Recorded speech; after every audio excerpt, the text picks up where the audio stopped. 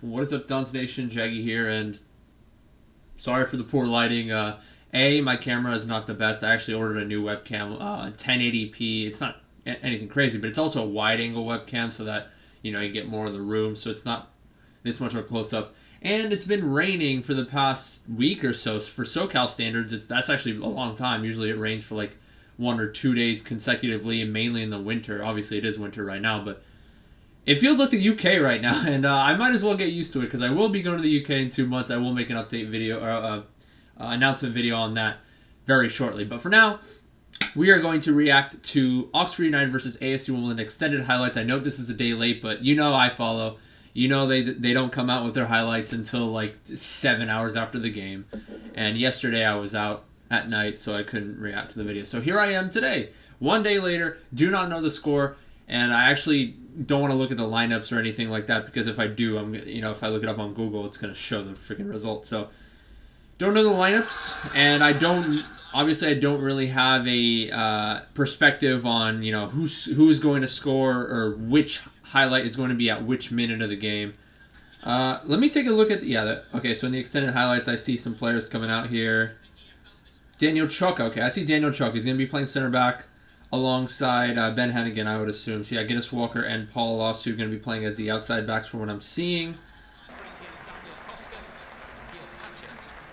Did the commentator just say Daniel Koska?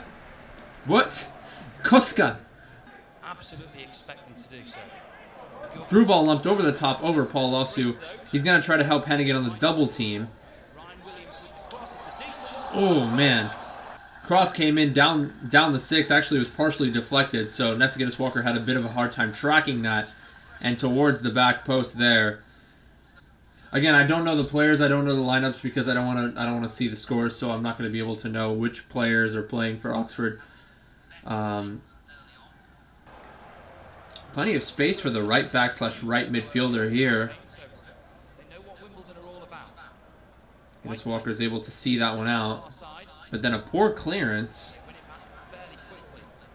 AFC Wimbledon still have good shape, though, defensively.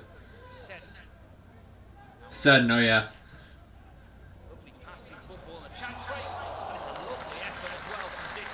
That was a good strike. Oh yeah, it was Cameron Brannigan, I think, who took that shot on. First touch with his left foot towards his right foot, tried to blast it bottom corner. Decent effort there from the Oxford skipper. Now, AFC Wimbledon trying to play out of the back here with Daniel Chuk. He's made a couple of mistakes throughout the season, but that time he does play a successful pass to Radoni. AFC Wimbledon knocking around. A little bit of pressure here. Daniel Chuk turns his back, gets dispossessed. Nick Zanov doesn't collect on the 1v1. That was like a 60-40 there for Zanov. I think he could have done better in terms of collecting it, but AFC Wimbledon draw the foul. Oof, man, some sketchy stuff here, both on the defensive tracking on crosses as well as the possession.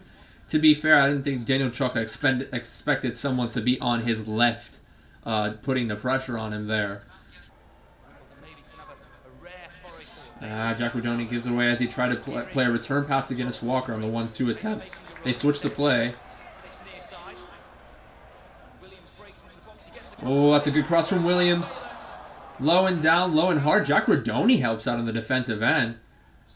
Nicely done there by Radoni to get stuck in. And I don't think he ended up blocking the 6-yard putback attempt. I think it was just kind of shanked. But the pressure from Radoni did enough for him to make the player shank it. So nicely done there for Radoni. You see Radoni and McCormick every now and again tracking back on the defense. But yeah, number 7 has been burning Paul Lawsu all game so far. Low and hard cross down the 9-yard area and put away by Sykes, number 10. Sykes, from my knowledge, hasn't been playing professional football too frequently. I think he's still fairly young, but he's been playing for Oxford for a couple of seasons, and he puts it away there. So far, he's had a bit of a hard time tracking number 7 on the wing. Okay, next play here. It's a switch attempt. Guinness Walker now getting burned on the wing with the through ball. It's a decent save there by Zanov. Yeah, I know. Yeah, Guinness Walker did try to track the run before the pass was made, but unfortunately didn't get there quick enough. If he had gotten there too early, it would have given the player in front of him space to maybe have a go at it. So it was just a really good run and a really good pass, to be honest. Can't blame Guinness Walker too much. But we are having trouble on the wings right now. Guinness Walker, trying to commit to a challenge. Through ball played in behind him, and then a ball down the 6. Too easy. It's just too easy. I mean, to be fair, they're playing really good football, Oxford. And it's just a 1-2 being played there. That's got to be Rodoni on the press. And Guinness Walker's got to hold off to see that return ball. And it's just, I shouldn't say miscommunication, but yeah, it's just too easy for Oxford.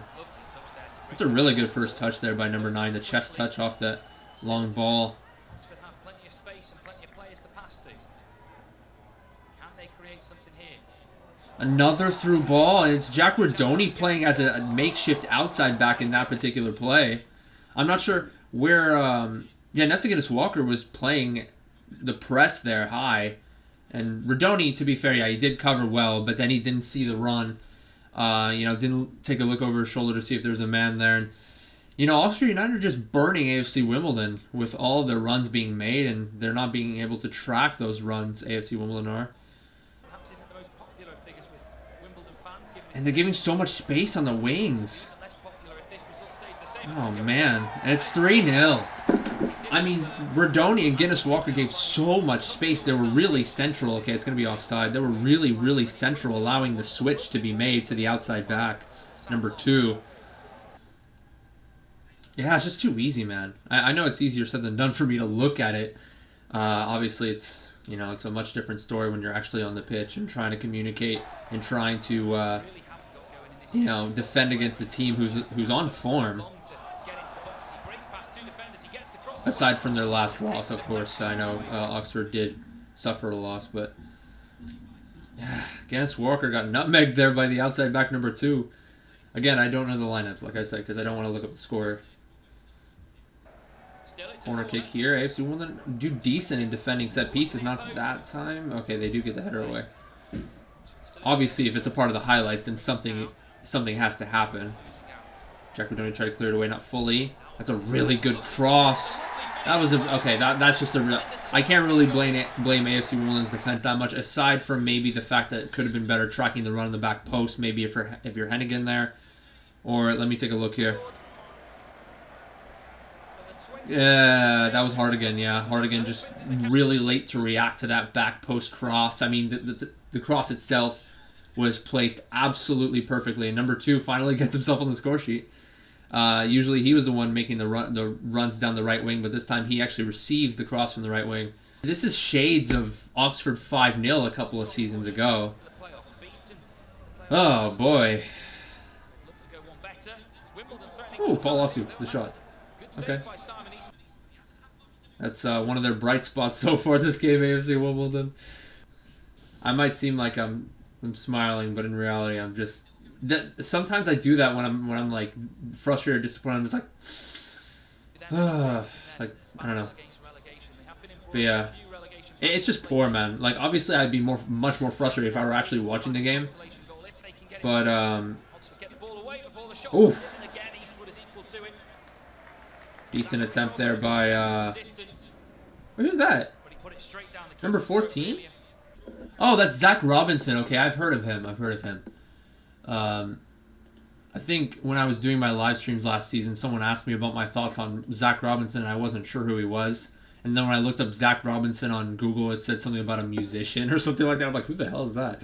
But Zach Robinson making his first appearance here for AFC Wimbledon. I don't know much about him, but since we lack a little bit in the numbers, obviously with Ayoub Sal out, Will Nightingale and Chad Alexander still out on the defensive end.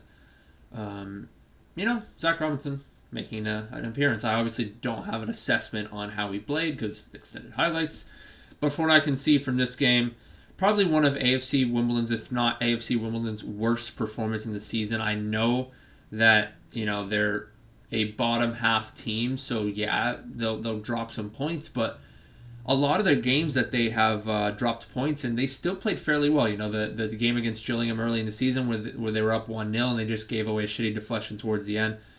The 2-2 against Ipswich, we started off kind of shaky, but then I think we played better than Ipswich for, let's say, 65% of the game. Obviously, we got that last-minute equalizer to salvage things, and a couple other games that come to mind, like the game against Portsmouth, we lost 2-1. I think we put up a good fight, but we invited too much pressure defensively. We were sitting back a little bit too much. But this one, I would have to say, would have to be our worst performance of the season, aside from that Sunderland game that we lost. That one pretty handedly.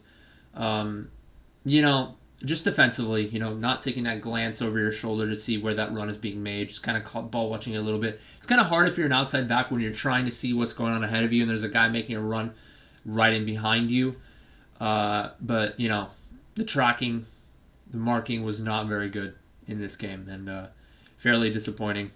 Again, I don't have a major assessment on the game, so I can't really tell you. But going forward, what do you think should happen going forward? So hopefully we will have Che Alexander back next game, and perhaps we could maybe play Alexander. We could start Alexander over Osu just for this game, just to see how Alexander does, and maybe have Osu come on, because I did think that Osu struggled just from looking at the highlights.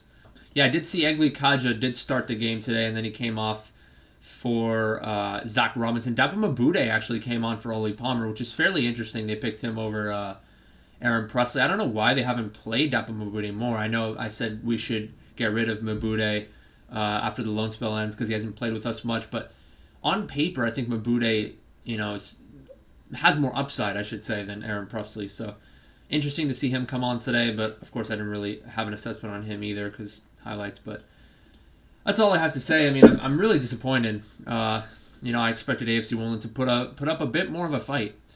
A never say die attitude. They did say die in this particular game. Next time, we have got a game against Boreham Wood, and I actually already am subscribed to ESPN Plus. When we played against Oxford last time out, I didn't have that subscription, but I told my dad to cut cable and get Sling TV, but I don't even think we're going to use Sling TV because we don't need it. If I get ESPN Plus, I can watch hockey, college football, college basketball, and football. I can watch Championship, Premier League, and every once in a while a League One game, FA Cup game. Boreham Wood versus AFC Wimbledon, I will be watching via ESPN Plus, and I will be reacting to that one. So stay tuned next week for the FA Cup game.